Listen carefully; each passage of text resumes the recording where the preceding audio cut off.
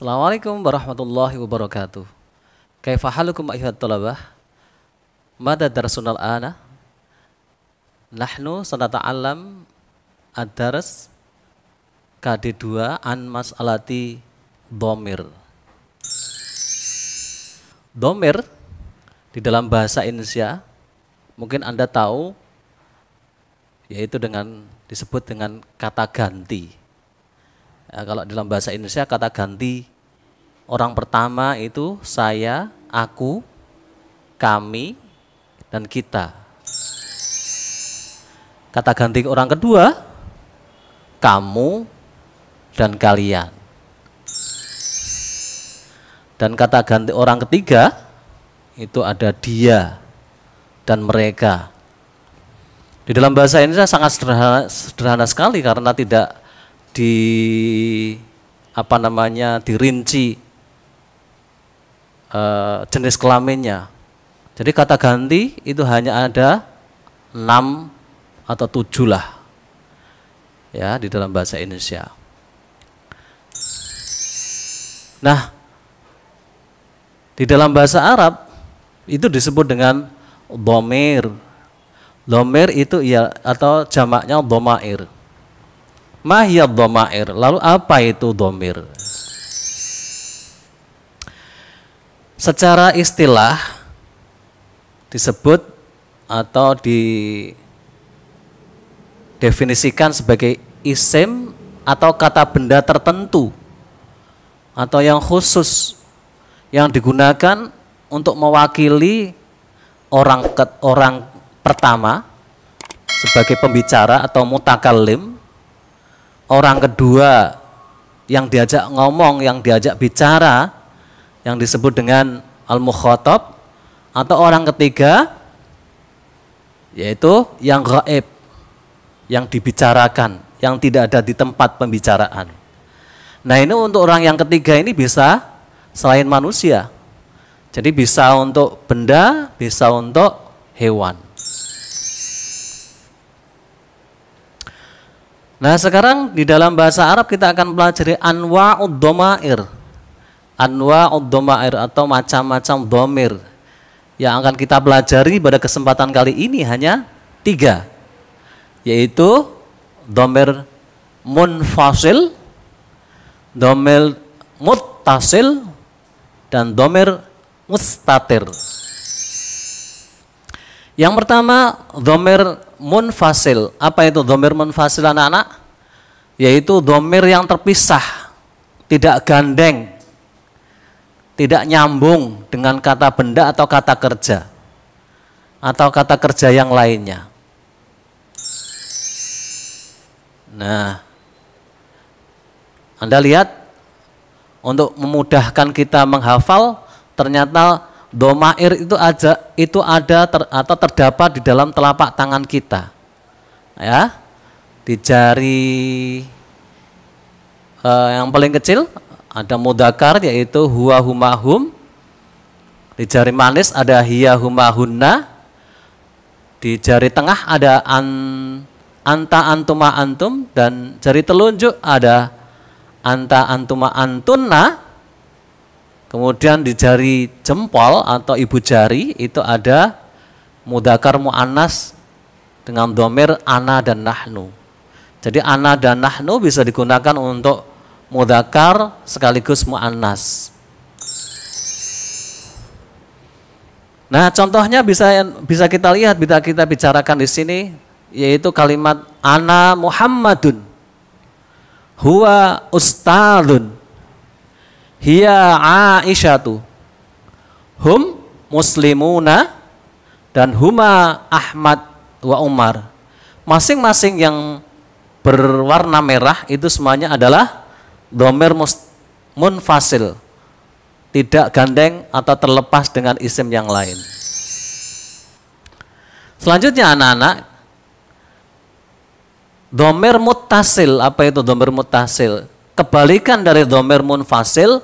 Dhamir muttasil itu adalah dhamir atau kata ganti yang bersambung, yang digandeng dengan isim atau kata benda yang biasanya bisa bermakna nya.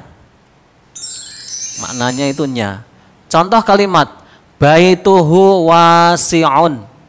Jadi kalimat baituhu wasi'un di situ ada dhamir muttasil, yaitu dhamir hu. Ya. Kemudian masjiduhum kabirun. Masjid mereka itu besar. Dhamirnya mana? Yang berwarna merah, betul. Tapi Pak, kenapa tidak bersambung? Ya karena huruf dal tidak bisa bersambung dengan huruf ha, begitu. Lalu di bawahnya ada ismuha Aisyatu. Ismuha Aisyatu. Nah, dhamirnya di mana? Ya, Anda tahu yang berwarna merah sudah diwarnai merah. Kemudian hal hadza kitabuka. Ini sengaja tidak dikasih mana dhamirnya, tidak ada warna merahnya. Iya, betul sekali. Dhamirnya ada di huruf K. Nah, sekarang dhamir muttasil itu ada yang bentuknya atau penulisannya di depan atau sebelum isim itu ditambahi huruf lam. Contoh ini biasanya punya arti titik-titik punya. Jadi titik-titiknya itu diisi dengan kata ganti atau dhamirnya. Contoh di dalam kalimat laha baitun. Laha baitun. Nah, itu ada lam kemudian dhamir. Baitun rumah. Artinya kalimat ini kemudian jangan diartikan secara letterlek baginya rumah. Ini tidak nyaman di telinga, tidak enak. Tapi kalau umpamanya diartikan dia perempuan itu memiliki atau punya rumah. Kemudian kalimat selanjutnya halaka kitabun. Betul sekali, di situ ada dhamir muttasil yang gandeng dengan huruf kaf. Ya, dhamir muttasil yang bergandeng dengan huruf lam. Ya, apakah kamu memiliki? Hal itu artinya apakah? Laka kamu memiliki kitab, buku, ya. Jawabnya na'am li kitabun. Lah, li ini juga dhamir muttasil yang didahului dengan huruf lam. Lalu ada lahum masjidun kabirun. Lahum masjidun kabirun. Juga ada lana faslun, ya. Selanjutnya yang nomor 3 jenis dhamir yaitu dhamir mustatir. Ya, kalau supaya kita mudah memahaminya anak-anak, mustatir itu dari kata sater. Ya, tersembunyi atau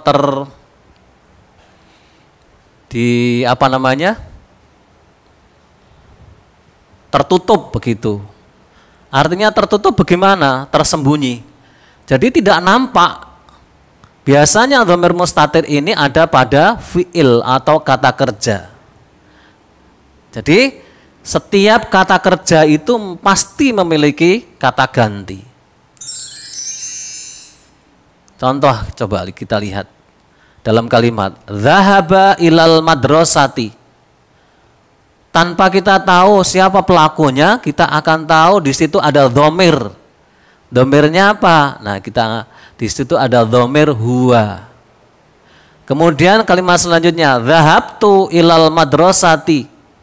Di dalam kata dzahabtu itu juga ada dhamir. Kalau di situ tandanya sudah jelas karena dikasih harokat dhammah. Jadi dhamirnya adalah ana atau saya. Lalu di bawahnya ada roja'tum minal madrasah. Kalian semuanya pulang dari madrasah, dari sekolah. Itu kita tahu dari bentuk penulisan kata kerjanya. Lalu ada katab tadarsa. Katab tadarsa. Kamu telah menulis pelajaran.